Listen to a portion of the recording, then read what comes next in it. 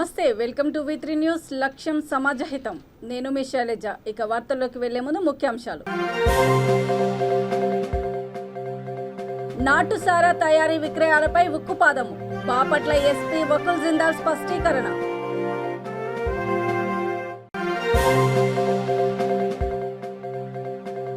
జల దిగ్బంధంలో బడుగు వాణిలంక. బిక్కు బిక్కుమంటున్న ప్రజలు.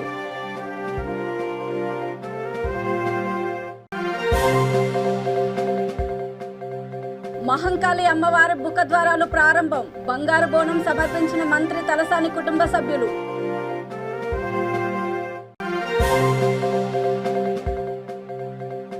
మా గోడు ఆలకించండి మహాప్రభో. వరద ముప్పు ప్రాంతాల ప్రజల వేడుకోలు.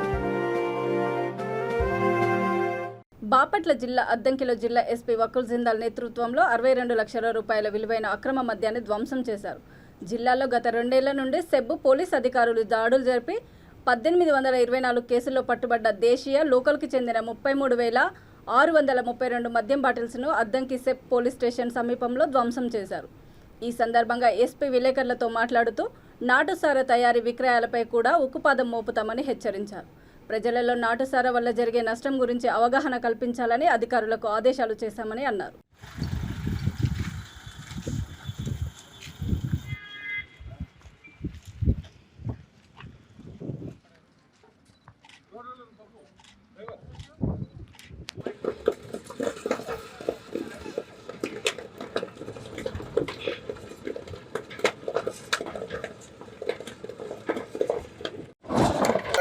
సీజ్ చేయబడిన ఎన్డీపీఎల్, డిపిఎల్, ఐడిఆర్ఎక్ ఈ రోజు ధ్వంసం చేయడం జరుగుతూ ఉంది.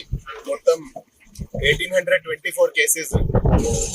దాంట్లో పోలీస్ అండ్ సెబ్ కలిపి police station and SEB stations లో రిజిస్టర్ అయిన 1824 కేసెస్ లో సీజ్ చేయబడిన 33,632 బాటిల్స్ 33,632 బాటిల్స్ లో ఉన్న లిక్కర్ ని ఈ రోజు డిస్ట్రాయ్ చేయడం జరిగింది. దాన్ని విలువ ఆల్మోస్ట్ 62 lakh రూపీస్.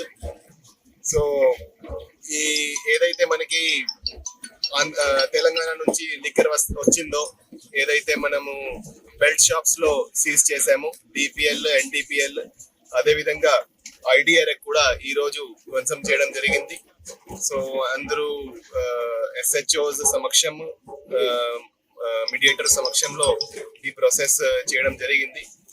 సో ఈ AP prohibition act and AP excise act కింద ఎవరైతే ఇలాంటి చర్యలు పాల్పడతారో వాళ్ళ మీద కఠినమైన చర్యలు ఉంటాయి. ఏదైతే ప్రాపర్టీ సీజ్ చేస్తామో దాన్ని కూడా సీజ్ చేసి ధ్వంసం చేయడం జరుగుతుంది. సో మన ప్రభుత్వం ద్వారా ఈ excise act and prohibition act లో అమెండ్మెంట్ తీసుకొచ్చి దాంట్లో పనిష్మెంట్ కూడా పెరగడం జరిగింది. సో ఇట్లాంటి కేసులు ఎవరైతే పాల్పడితే వాళ్ళకి ఖచ్చితంగా ఇప్పుడు రిమాండ్ కూడా అవుతా ఉంది. అండ్ స్పెషలీ ప్రత్యేకంగా ఫర్ ఐడిఆర్ఎక్ ఎవరైతే నాటుసారా కాస్తున్నారో, ఎవరైతే ఇట్లాంటి నాటుసారా కాసేదానికి రా మెటీరియల్ ప్రొవైడ్ చేస్తున్నారో వాళ్ళ మీద కూడా చాలా స్ట్రిక్ట్ మెజర్స్ తీసుకోవడం జరుగుతూ ఉంది. వాళ్ళను కూడా అరెస్ట్ చేసి రిమాండ్ కి పంపించడం జరుగుతూ ఉంది. సో దాంట్లో ఓన్లీ అమ్మే వాళ్ళు మాత్రం కాదు, ఓన్లీ కాసే వాళ్ళు మాత్రం కాదు, ఎవరైతే వాళ్ళకి జాగరీ అమ్ముతున్నారో, ఎవరైతే వాళ్ళకి రా మెటీరియల్ ఇస్తున్నారో వాళ్ళ మీద కూడా కేసు రిజిస్టర్ చేసి వాళ్ళని కూడా అరెస్ట్ చేయడం జరుగుతూ ఉంది. డాక్టర్ బిఆర్ అంబేద్కర్ కోనసీమ జిల్లా ఆలమూరు మండలము బడుగువాణి లంక జల దిగ్బంధంలో చిక్కుకుంది. రాబోయే ప్రమాదాన్ని తలుచుకొని ప్రజలు బిక్కుబిక్కుమంటూ కాలం గడుపుతున్నారు. ఇప్పటికే పంట పొలాలన్నీ ముప్పునకు గురయ్యాయని లోతట్టు ప్రాంతాలైన గాయాలు, ఎస్పీ కాలనీ, దుర్గ కాలనీలు ముప్పుకు గురయ్యే అవకాశాలున్నాయి. అధికార యంత్రాంగం ముందు జాగ్రత్త చర్యలు చేపట్టింది. ఎవరైనా పునరావాస కేంద్రానికి వచ్చేలా ఉంటే చెముడు లంక పంచాయతీ కళ్యాణ మండపానికి అందుబాటులో ఉంచారు.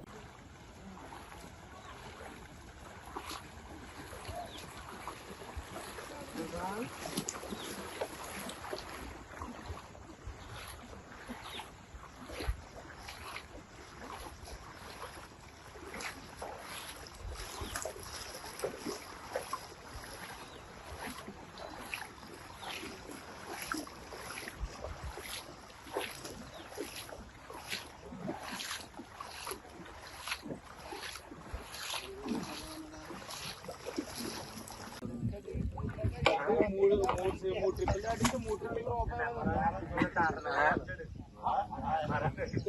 గవర్నమెంట్ కరెక్టే మంచినీళ్ళు వాటర్ బయట టిఫిన్ ఇస్తున్నారు.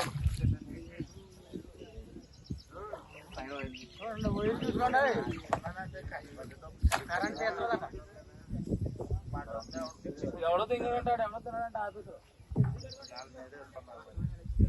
మాసం తిన్నాం ఆడికి మరి ఇంకా ఆడిపోకుండా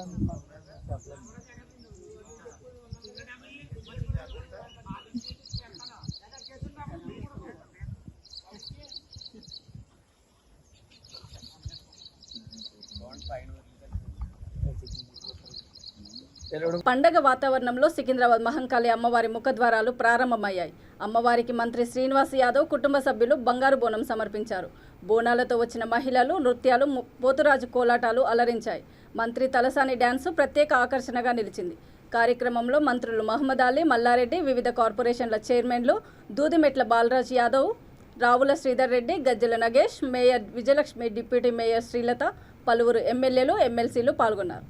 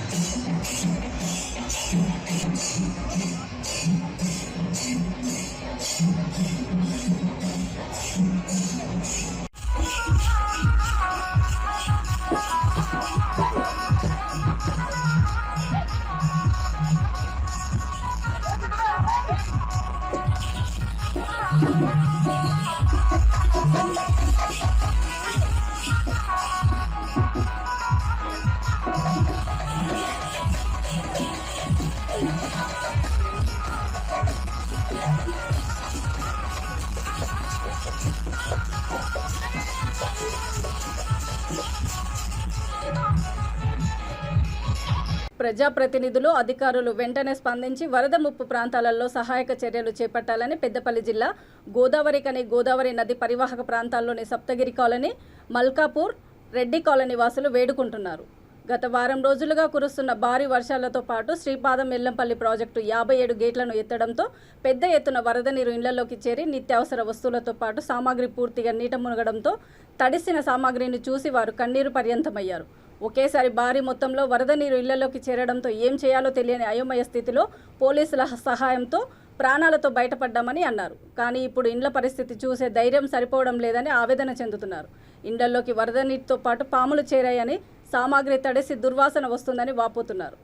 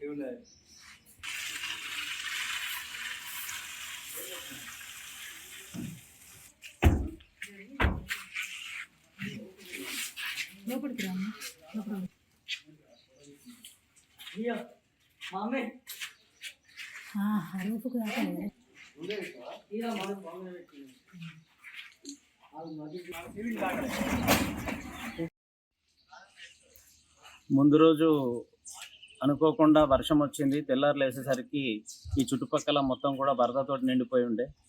మా ఇల్లు ఫస్ట్ ఫ్లోర్ మొత్తం కూడా మునిగిపోయింది. ఫుడ్ బిజినెస్ దాదాపు ఒక 30-40 వేల పచ్చళ్ళు, స్టోరేజ్, పికిల్స్ అన్నీ కూడా మొత్తం అంత పనికి రాకుండా వృధా అయిపోయినాయి. ఇది మా షాప్ అండి. ఈ షాపు కూడా మొత్తం సామాన్ అంతా దాదాపు 2 ఫ్రిడ్జ్లు మొత్తం బోర్లా పడిపోయినాయి. ఫ్రిడ్జ్లన్నీ పాడైపోయినాయి. అదేవిధంగా ఐటెం అంతా కూడా దాదాపు ఒక 2 లక్షల రూపాయల స్టాక్ వరకు ఉండేది. ఇందులోపల సర్ఫ్ డీలర్ నేను మొత్తం ఆ కాటన్స్ అన్నీ కూడా అంత ఇబ్బంది అయిపోయింది. ఇంట్లో కూడా మొత్తం ఫ్రిడ్జ్లు, అదేవిధంగా ఎలక్ట్రానిక్ ఐటమ్ అంతా కూడా డ్యామేజ్ అయిపోయింది. మొత్తం ఫస్ట్ ఫ్లోర్ మొత్తం మునగడం వల్ల కూడా దాదాపుగా ఒక 4-5 గంటల లోపలనే మొత్తం అంతా కూడా నీటి మట్టం అనేటువంటి ప్రతి గంట కూడా 1 ఫీట్న్నర 2 ఫీట్లు పెరుగుకుంటూ రావడం వల్ల, అదేవిధంగా మేము తరలించేటువంటి ఇబ్బంది కూడా లేకుండా విపరీతమైనటువంటి పాములు ఆ గేట్లో నుంచి చొచ్చుకురావడం, ఆ పాముల ద్వారా దాదాపు ఒక 9-10 పాములు మేము ఎన్ని గెదిమినా కానీ దాదాపుగా అవి కూడా శ్వాసాడక ఆత్మరక్షణకు అన్నట్టుగా మొత్తం నీళ్ళలోకి జరగడం, అట్లాంటివి జరగడం వల్ల మేము ఎటు నిర్బంధం అయిపోయినాం. మేము అప్పటికి నేను ఎప్పటికప్పుడు అవి స్టేటస్ అప్డేట్ చేస్తూనే ఉన్నాను. అదేవిధంగా గోదావరికని ప్రెస్ దానికి సంబంధించి అందులోపల కూడా పెట్టడం వల్ల వాళ్ళు ఇన్ఫార్మ్ చేసిర్రు. 1 టౌన్ సిఐ రమేష్ బాబు గారు, రాజ్ కుమార్ సారు, అదేవిధంగా 2 గిరిప్రసాద్ గారు ఆధ్వర్యంలో బోట్లు వేసుకొని వచ్చేసి కేవలం కట్టుబట్టలతోటి, చెప్పులు కూడా లేకుండా మేము బయటికి బోట్లలో వెళ్ళడం అనేటువంటిది జరిగింది. సప్తగిరి బాగా ప్రాణాలతో బయటపడమే అనేటువంటిది చాలా గండంగా గడిచింది. నష్టమైతే డాక్టర్ బిఆర్ అంబేద్కర్ కోనసీమ జిల్లా కొత్తపేట మండలంలో గోదావరి ముప్పునకు గురైన లంక ప్రాంతాలలో రామచంద్రపురం ఆర్డీఓ సింధు సుబ్రహ్మణ్యం పర్యటించారు. ముప్పునకు గురైన ప్రాంత వాసులను సురక్షిత ప్రాంతాలకు తరలించే ఏర్పాటు చేశారు. వరద బాధితులకు భోజనాలు, నిత్యావసర సరుకులు అందజేశారు. విద్యుత్, వైద్య, రెవెన్యూ, వెటర్నరీ తదితర శాఖల అధికారులను అప్రమత్తం చేశారు. ప్రజల ఇబ్బందులను అడిగి తెలుసుకున్నారు. ఆర్డీఓ వెంట తహసీల్దార్ జేడి కిషోర్ బాబు, ఎంపీడీఓ ఈ మహేశ్వరరావు తదితరులు ఉన్నారు.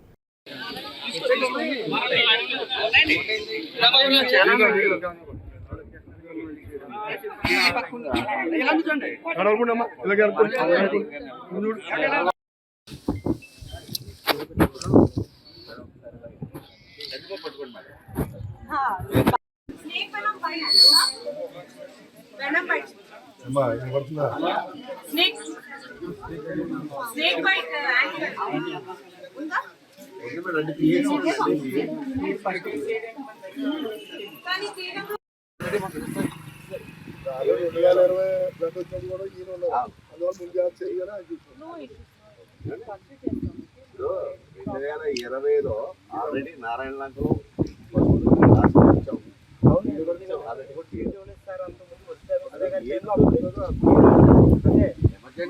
మొత్తం పసుపు పసుపు కింద వచ్చింది నాకు ఇంతకుముందు. దాని మీద ఆ అనుభవంతో కొంత చెప్తున్నాను. ఏడీ గారు వాళ్ళకి కూడా చెప్పారు. పాపం ఈ రైతులకి అందరూ ఏ చెట్ల మీద తోలేసి ఒట్టుగడ్డి లేకుండా ఉన్నారు మేడం. ఇది ఏమైనా ఒట్టుగడ్డి చేయగలిగితే రైతులకి చాలా ఉపకారం కూడా మెరకకు వచ్చి అట్లకి ఫీడింగ్ అన్నది బాగా ప్రాబ్లం ఉంది. అంటే కనీసం గోదావరి అవి విద్యుత్ దర్గాపుకి రావచ్చు. భద్రాచలం 60 వేస్తున్నారు, 66 వేస్తున్నారు. 66 అయితే మొత్తం చాలా ఎక్కువ చెప్పకండి. 60 అయితే మొత్తం ఎడ్యుకి దర్గాపుకి వస్తుంది. మీకు దూళ్ళకంటూ గడ్డి తింటానికి ఏమి ఉండదు. 21 లక్షలు వస్తాయి. మునిగుతుంది. ఆవిడ ఉన్నారు కదా అక్కడ, ఆ లెవెల్ వరకు వెళ్తుంది. ఇంకా అక్కడ నుంచి మీరు షిఫ్టింగ్ చేయాలి, లేకపోతే ప్రమాదం అవుతుంది. పిస్తా హౌస్ హోటల్ వివాదము ఇరు వర్గాల మధ్య తీవ్ర ఉద్రిక్తతకు దారితీసింది. ఈ సంఘటన సంగారెడ్డి జిల్లా పటాన్చెరు రింగ్ రోడ్లోని ముత్తంగి ఓఆర్ఆర్ జంక్షన్లో చోటు చేసుకుంది. హోటల్ నిర్వాహకులు క్రాంతి కుమార్ రఘు మీడియా సమావేశంలో మాట్లాడుతూ భవన యజమాని గోపాలకృష్ణ వేధింపులు, కరోనా కారణాల రీత్యా చాలా కాలం పిస్తా హౌస్ హోటల్ను మూసివేశామని అన్నారు. ఫలితంగా కోట్ల రూపాయల మేర నష్టపోయి ఉన్న ఆస్తులు కూడా అమ్ముకున్నామని వారు వాపోయారు. భవన యజమాని వేధింపులు తాళలేకే తాము కోర్టును ఆశ్రయించామని అన్నారు. కోర్టు ఆదేశాల మేరకే తాము ముందుకు కొనసాగుతున్నామని అన్నారు. కాగా భవన యజమాని కార్యాలయంపై దాడికి తమకు ఎలాంటి సంబంధం లేదని వారు స్పష్టం చేశారు. నా పేరు క్రాంతి కుమార్ అండి, పార్ట్నర్ రాఘవేందర్. లాస్ట్ 3 years నుంచి మేము చాలా సఫర్ అవుతున్నాం. ఎలాంటి సస్తో బతుకుతున్నామండి గోపాలకృష్ణ వల్ల. అతను చేసిన మోసానికి ఒక పెద్ద మనిషి దయ వల్ల మళ్ళీ బతకడం స్టార్ట్ చేసినాం. మళ్ళీ ఇష్యూ స్టార్ట్ చేసినాడు. ఏం జరిగిందనేది లాస్ట్ 3 years బ్యాక్ 2019లో 40 లక్షలు ఇచ్చి మేము ప్రెమిసెస్ తీసుకున్నాం లీజ్కి. తీసుకున్న తర్వాత బిల్డింగ్లో స్కెలిటన్ బిల్డింగ్ ఇచ్చాడు మాకు. ఎలాంటి థింగ్స్ చేసి ఇవ్వలేదు, కనీసం లిఫ్ట్ కూడా ఇవ్వలేదు. మీరు లిఫ్ట్ చూస్తే తెలుస్తుంది. తర్వాత బిల్డింగ్కి పవర్ కూడా లేదు. ఆ పవర్ కూడా మేము 15 లక్షలు ఇచ్చి మళ్ళీ పవర్ పెట్టించుకున్నాం, ట్రాన్స్ఫార్మర్. మొత్తం 54 లక్షల అమౌంట్ ఇచ్చాము ఆయనకి. అతని వల్ల ప్రాజెక్ట్ 6 months లేట్ అయింది మాకు. డిసెంబర్లో ఓపెన్ చేస్తాం 2019. జనవరి 1st నుంచి మళ్ళీ రెంట్ స్టార్ట్ చేసినాడు 6,74,000. ఈ ఏరియాలో అంత రెంటే లేదండి. దాన్ని మమ్మల్ని మ్యానిపులేట్ చేసేసి బయట పైరు ఇవ్వదంటే కింద ఇవ్వను, కింద ఇవ్వనంటే పైన ఇవ్వనని చెప్పి మ్యానిపులేట్ చేసి మా దగ్గర లాట్స్ ఆఫ్ అమౌంట్ తీసేసుకొని మమ్మల్ని సర్వనాశనం చేసినాడు. అప్పుడే తెలిసిపోయింది ఇతని వల్ల. ఇతను ఆల్రెడీ మేము ఎంక్వైరీ కూడా చేసినాం, చాలా మందికి డబ్బులు ఇవ్వాలి, మోసాలు చేస్తారని. కానీ ఆల్రెడీ అప్పటికి ఇరికిపోయి ఉన్నాం మేము. మా బిజినెస్ స్టార్ట్ అయింది 2 monthsకి లాక్డౌన్ అయిపోయింది. లాక్డౌన్లో మేము మా బిజినెస్ మంచిగా క్లిక్ అయిందండి. కాకపోతే ఇతను కౌంటర్ల నుంచి 5,000 నుంచి మొదలు పెడితే 1,00,000 రూపాయల వరకు డైలీ అమౌంట్ మా దగ్గరికి వెళ్ళి తీసుకుంటూ ఉంటారు. మమ్మల్ని ఏ రోజు కనీసం ప్రశాంతంగా బిజినెస్ చేసుకొని ఇవ్వలేదు. తర్వాత లాక్డౌన్ అయింది. లాక్డౌన్ అయిన తర్వాత మాకు ఫైనాన్షియల్గా కొంచెం ఇబ్బంది వచ్చింది. 2 monthsకి లాక్డౌన్ అయింది. 3.5 కోట్లు పెట్టాము. ఏంటని వివిధం సఫర్ అవుతున్న సమయంలో అమౌంట్ కూడా అండి మాకు మళ్ళీ స్టార్ట్ చేయడానికి ఫైనాన్షియల్ ఇబ్బంది ఉంటే వేరే ఇన్వెస్టర్ని వెతుకుదామని చూస్తుంటే నేనే వస్తాను, నేను ఎవరిని రానియని కొత్త వాళ్ళని మీ ఇద్దరికి ఇచ్చాను నేనేమో ప్రాపర్టీ, వేరే వాళ్ళని నేను తీసుకొని అంటే మాకు ఫైనాన్షియల్గా ఇబ్బంది ఉంది, ఏం చేయమంటారు చెప్పండి అంటే నేనే పార్ట్నర్గా వస్తాను అని చెప్పి 50%కి మాట్లాడుకున్నాడు మా దగ్గర. మాట్లాడుకొని రెంట్ పరంగా నేను తగ్గిస్తాను తప్ప నేను క్యాష్ పరంగా ఏవి ఇవ్వను అని చెప్పి మీరే అమౌంట్ రెడీ చేసేసుకోండి స్టార్ట్అప్కి లాక్డౌన్ తర్వాత అని చెప్పినాడు. తర్వాత మళ్ళీ వాళ్ళ తమ్ముడిని లండన్ నుంచి రిటర్న్ అయ్యాడు. మా తమ్ముడు 25%, నాది 25% అని చెప్పి అతను ఎంట్రీ చేశాడు. అతనితో 40 లక్షలు పెట్టించేసి మిగతా అమౌంట్ అతను rent, lockdown rent, future rent అంతా క్యాపిటల్ వేసి మొత్తం 60 లక్షలు ఇస్తున్నట్టు పేపర్ రాయమంటే ఎప్పుడు రాయరండి. పేపర్ రాయడు. మాకు లీజ్ కూడా ఎలా ఇచ్చాడో మీకు తర్వాత చెప్తాను నేను. అది ఎంత కష్టంలో మేము లీజ్ తీసుకున్నాం అనేది. ఎంట్రీ అయిన తర్వాత ఫస్ట్ 6 నెలలు లాక్డౌన్ పీరియడ్లో బిజినెస్సే లేదు. పేపర్ రాయమంటే రాయడు. ఆల్రెడీ 60 లక్షలు 70 లక్షలు ఇచ్చినట్టు ఒక వైట్ పేపర్ మీద రాసినాడు. డిసెంబర్ కాగానే సేల్ మేము ఇంప్రూవ్ చేసుకున్నాం. 19,000 20,000 సేల్ దగ్గర నుంచి 3 లక్షలకి సేల్ వచ్చింది డిసెంబర్లో. వచ్చిన తర్వాత జనవరికి అన్న మీ దగ్గర నుంచి 1 కోటి రూపాయలు బ్యాలెన్స్ ఉంది, అవి ఇచ్చేస్తే 50% ఉండి బిజినెస్ మంచిగా చేసుకుందామంటే నాకు వద్దు, అవసరం లేదు, ఇది నా పైసలు నాకు 70 లక్షలు టేబుల్ క్యాష్ ఇచ్చింది, లేకుంటే తాళాలు వేస్తాను, షట్టర్ పని చేస్తాను అని చెప్పి మమ్మల్ని మళ్ళీ సఫర్ చేయడం మొదలుపెట్టాను. ఇప్పుడు ఏం చేయమంటారు అంటే నాకే ఇచ్చేసి వెళ్ళిపోండి, 3.5 కోట్లకి మీరు అమ్ముతా అన్నారు కదా, నాకు ఇచ్చేసి వెళ్ళిపోండి అని చెప్పేసి అతను ఆఫీస్లో డీల్ పెట్టాడు. సో ఇదంతా ఆల్రెడీ సఫర్ అవుతున్నాము 1 year నుంచి. బాధ తట్టుకోలేక సరే ఆయనకే ఇచ్చేద్దామని మా పైసలు మాకు ఇచ్చేయండి అంటే మీ పైసలు 1 monthలో ఇచ్చేస్తాం, మీరు ఇక్కడ నుంచి వెళ్ళిపోండి అని చెప్పి పార్ట్నర్ని ఫస్ట్ పంపించేశాడండి. దాని తర్వాత నన్ను 45 days వరకు నువ్వు ఇక్కడ ఉండు, నువ్వే అన్నీ మాకు అప్పచెప్పేసి నువ్వు వెళ్ళిపో, నేను అమౌంట్ నీకు 1 monthలో ఇచ్చేస్తానని చెప్పేసి 1 month తర్వాత నన్ను పంపించేశాడు. 6 months వరకు డబ్బులు ఇవ్వకుండా ప్రెజర్ చేసి పోలీస్ స్టేషన్కి వెళ్ళాము. తర్వాత పెద్ద వాళ్ళ దగ్గరికి వెళ్ళాము సెటిల్మెంట్ చేయమని చెప్పి. అతనుకున్న సొసైటీలో పడుకు వాళ్ళతో అందరితో మ్యానిపులేట్ చేయడం, వాళ్ళతో ఇబ్బంది పెట్టడం, అన్ని విధాలుగా సఫరింగ్ చేస్తూ ఫైనల్గా ఒక పెద్ద మనిషి ద్వారా మా లైఫ్ మేము చచ్చిపోయే వాళ్ళమండి. ఆల్రెడీ చచ్చిపోయి బతికి వచ్చినాం. పెద్ద మనిషి దయ వల్ల వస్తే ఆయన పేరు చెప్పి ఇప్పుడు అంత ఖరాబ్ చేస్తున్నాడు అతను. మాకు దైవం ఆయన దేవుడు, ఆయన లేకపోతే మేము ఇక్కడ లేము. ఇప్పుడు ఆయన వల్లే మళ్ళీ స్టార్ట్ అయింది. ఆయన వల్లే మేము కోర్టు ద్వారా లీగల్గా అన్ని చేయించుకొని పనిచేస్తున్నామండి ఇక్కడ. బాపట్ల గరీబ్ కళ్యాణ యోజన పథకం కింద రేషన్ బియ్యం సరఫరా సరిగ్గా అందడం లేదని బీజేపీ నాయకులు చేసిన ఆరోపణలో ఎలాంటి వాస్తవం లేదని వైసీపీ ఎంపీటీసీ సభ్యుడు తాండ్ర సాంబశివరావు అన్నారు. ఒకవైపు బీజేపీ అధిష్టానం ఎన్డీఏ రాష్ట్రపతి అభ్యర్థి ద్రౌపది ముర్ముకు మద్దతు కోరుతూ స్నేహశీలమైన వాతావరణం ఏర్పడుతున్న తరుణంలో కింద స్థాయి బీజేపీ నాయకులు తమ పార్టీని కించపరిచే విధంగా నినాదాలు చేయడాన్ని ఖండిస్తున్నామని ఆయన అన్నారు. బీజేపీ నాయకులు ఒకసారి ఆత్మ పరిశీలన చేసుకోవాలని ఆయన హితవు పలికారు. గరీబ్ కళ్యాణ్ యోజన కింద కొంతమందికి బియ్యం సరఫరా సరిగా లేదని చెప్పి నిన్న బాపట్లలో అదేవిధంగా రాష్ట్ర వ్యాప్తంగా బీజేపీ శ్రేణులు నిరసన తెలపడం జరిగింది. అయితే ఈ ఆంధ్రప్రదేశ్లో ఒక రాజకీయ పార్టీగా, ప్రతిపక్ష పార్టీగా ప్రతి భారతీయుడికి తమకు నచ్చని విషయాలు ఏమైనా ఉంటే నిరసన తెలిపేటటువంటి హక్కుని డాక్టర్ బాబాసాహెబ్ అంబేద్కర్ గారు రచించినటువంటి రాజ్యాంగం ప్రకారం ప్రతి వ్యక్తికి నిరసన తెలిపే హక్కు ఉంది. అయితే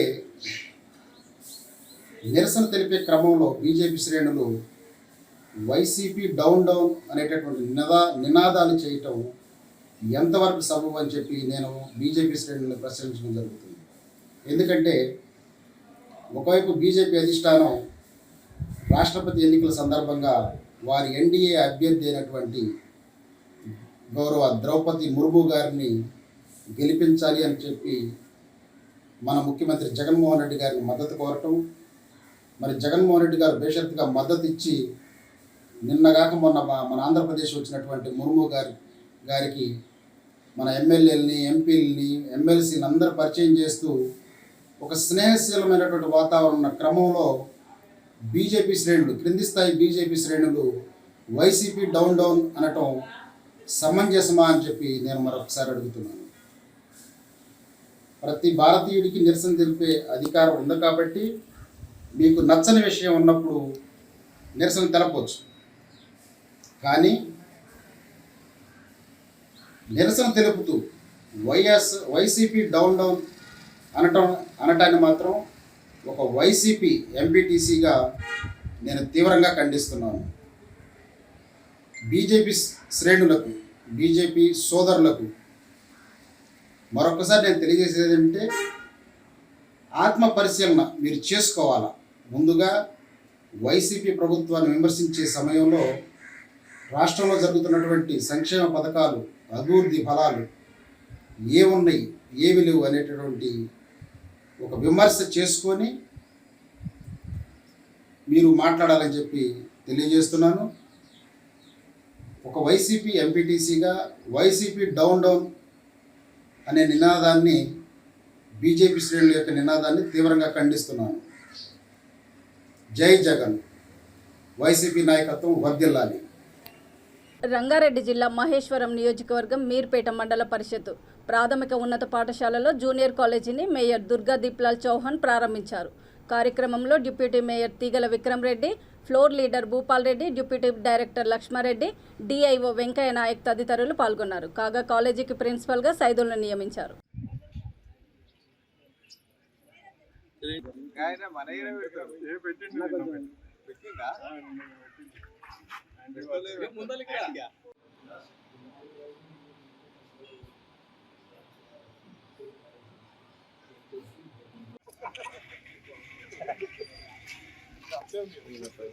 మేడం అప్పుడెప్పుడో పట్టింది పార మంది ఇప్పుడు పట్టించినావు.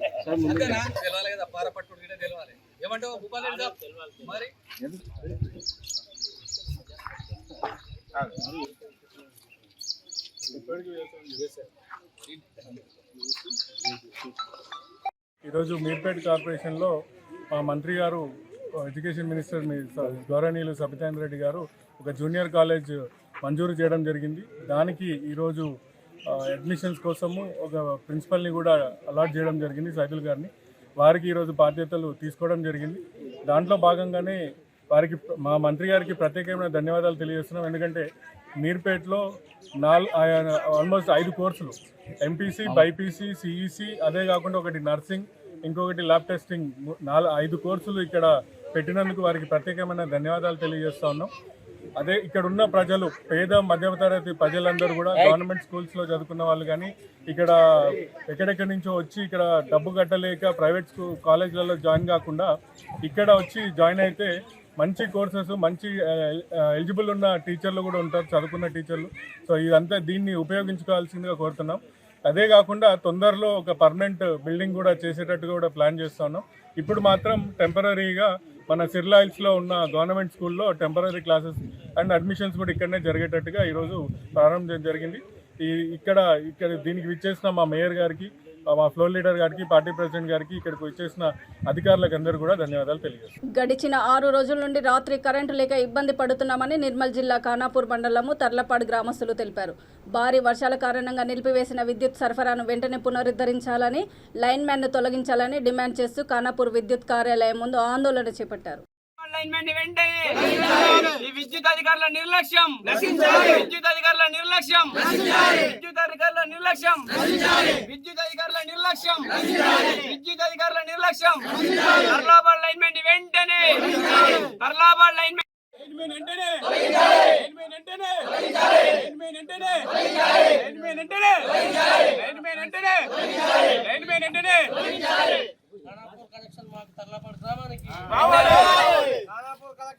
తర్లాబాద్ గ్రామానికి వెంటనే, తర్లాబాద్ లైన్మెన్ వెంటనే, తర్లాబాద్ లైన్మెన్ వెంటనే, తర్లాబాద్ లైన్మెన్ వెంటనే, తర్లాబాద్ లైన్మెన్ వెంటనే, తర్లాబాద్ లైన్మెన్ వెంటనే. నల్గొండ జిల్లా నకరికల్ నియోజకవర్గం నిరుద్యోగ యువతీ యువకుల కోసం ఈ నెల 27న మెగా జాబ్ మేళా నిర్వహిస్తున్నట్లు యూత్ కాంగ్రెస్ నియోజకవర్గం ఉపాధ్యక్షుడు గుండా జలంధర్ రెడ్డి తెలిపారు. నియోజకవర్గం కాంగ్రెస్ పార్టీ ఇన్ఛార్జ్ టీపీసీసీ రాష్ట్ర కార్యదర్శి కోడేటి మల్లయ్య ఆధ్వర్యంలో ఈ మెగా జాబ్ మేళా నిర్వహిస్తున్నట్లు ఆయన పేర్కొన్నారు. నిరుద్యోగ యువతీ యువకులు ఈ అవకాశాన్ని సద్వినియోగం చేసుకోవాలని ఆయన కోరారు. నకరికల్ నియోజకవర్గ నిరుద్యోగ యువతీ యువకులందరికీ విజ్ఞప్తి. టీపీసీసీ కార్యదర్శి నకరికల్ నియోజకవర్గ కాంగ్రెస్ పార్టీ ఇన్ఛార్జి కొండేటి మల్లయ్య గారి సహకారంతో యూత్ కాంగ్రెస్ ఆధ్వర్యంలో హైదరాబాద్లో జూలై 27వ తారీఖున మెగా జాబ్ మేళా నిర్వహించబడుతుంది.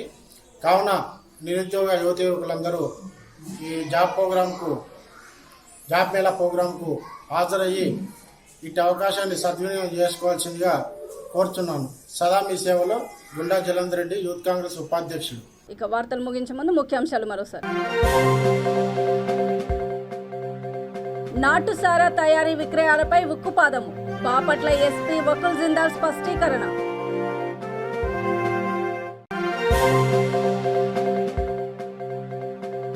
జల దిగ్బంధంలో బడుగువాని లంక, బిక్కుబిక్కుమంటున్న ప్రజలు.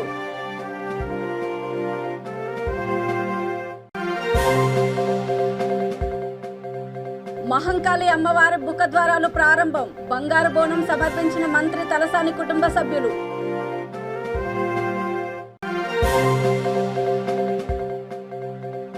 మా గోడు ఆలకించండి మహాప్రభు, వరద ముప్పు ప్రాంతాల ప్రజలు వేడుకోలు. చూస్తూనే ఉండండి V3 న్యూస్, లక్ష్యం సమాజ హితం.